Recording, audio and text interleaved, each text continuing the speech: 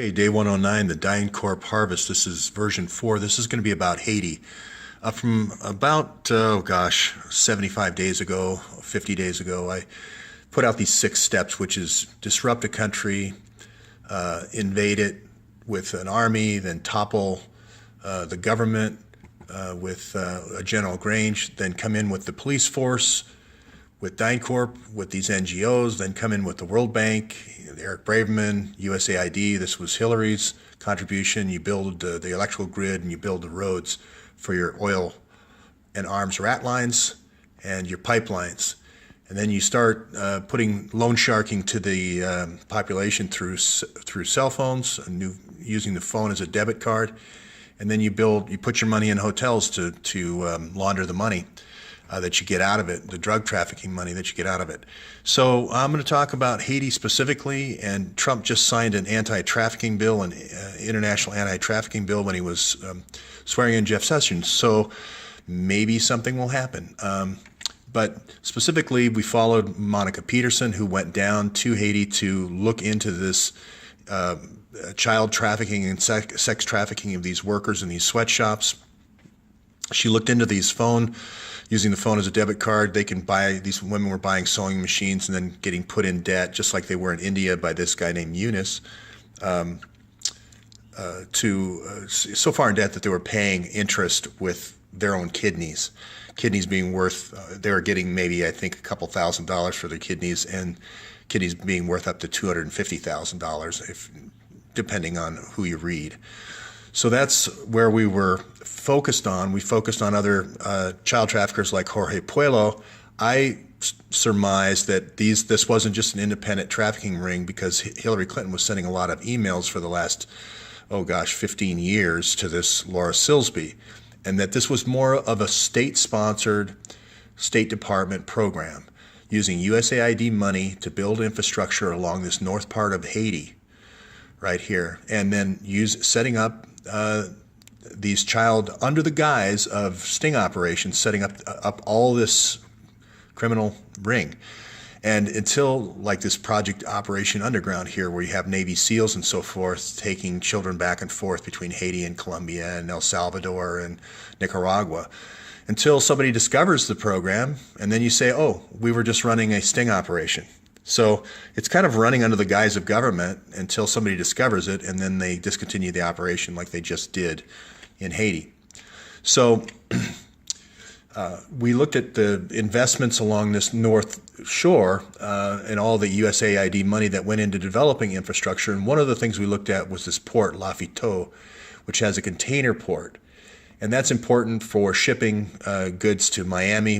That's the main route. It could also stop, cruise ships could stop over here in Labadie. So there's a couple of different ways to transit and traffic. So hopefully Trump's bill will focus in on the commercial shipping traffic that's occurring, and then the consumer entertainment hospitality traffic that's happening there as well. I think they're shipping down in here as well for a commercial port, but I'm not sure. But most of the activity is up here as far as the USAID spending goes. So we're going to map, the last thing that came out is the hotels. The Clinton Foundation built one big hotel here, and we talked about that, but upon further investigation, we found there was a total of 7 hotels that were built. It looks like Tony Rodham, which is Hillary Clinton's brother, is involved. And we found organizations, NGOs like the Red Cross, secretly buying land and so forth. So we're going to look into that further. We also looked at people who were doing vaccine testing here in Haiti, and we looked at the current ambassador and some of his history in terms of taking money that was meant for building houses for the Haitian people, and then instead building hotels with it. So he's had this, Hotel Rwanda, he's had this history in the Congo and other countries of basically taking that money for rebuilding and putting it into hotels. So we looked at this group in Denver, it's kind of like DynCorp. It's kind of the CIA black budget. This is the headquarters of the CIA in Colorado. We looked at the Operation Underground Railroad. This is the sexting operation where you get local girls to come up to a vacation spot. You promise them a vacation, then all of a sudden you have your gang, whoever your informants or operatives are, abduct them. Then you have your targets come in and rape them, and then you film it, and then you try to get money from those people, either through political donations or through a more formal process and a slower process, which is asset forfeiture.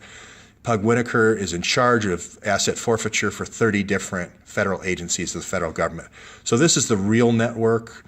The formal structure of our intelligence community says, oh, it's ODNI, Office of the National Intelligence, at the top, but it's really Pug Whitaker, and those 30 federal agencies form DynCorp. So, and that's the black budget for the federal government. Some developments on Sammy. I had his name wrong. It's Zuriak.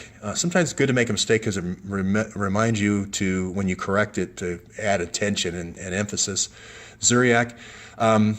He's going to be involved in import-export, as I mentioned, so you're going to see his and interestingly, he also has refrigerated ships as well. So I'm just wondering if that could be refrigerating those bodies, getting them over to the Center of Disease Control. There's blood mining companies in that DynCorp owns that are in Miami. So I'm just wondering if they took them there to mine the blood. Hard to say. But those body bags that Bill Swing generated, I believe, went on these refrigerated freight.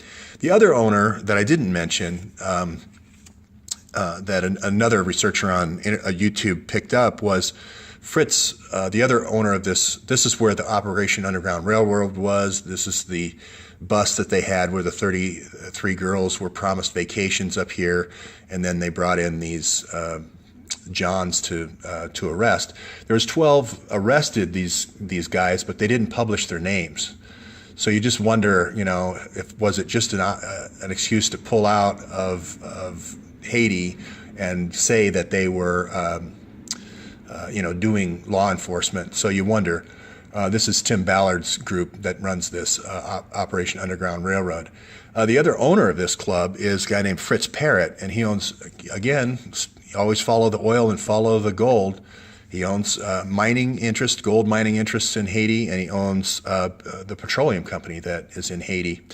So again, as I mentioned, I didn't know why Bill Swing vectored all this disease, all this cholera into the center of Haiti, and now I know it's not only for the oil here, it's for the gold up north in Haiti, but it's for the oil in the middle of Haiti and off the shore of Haiti.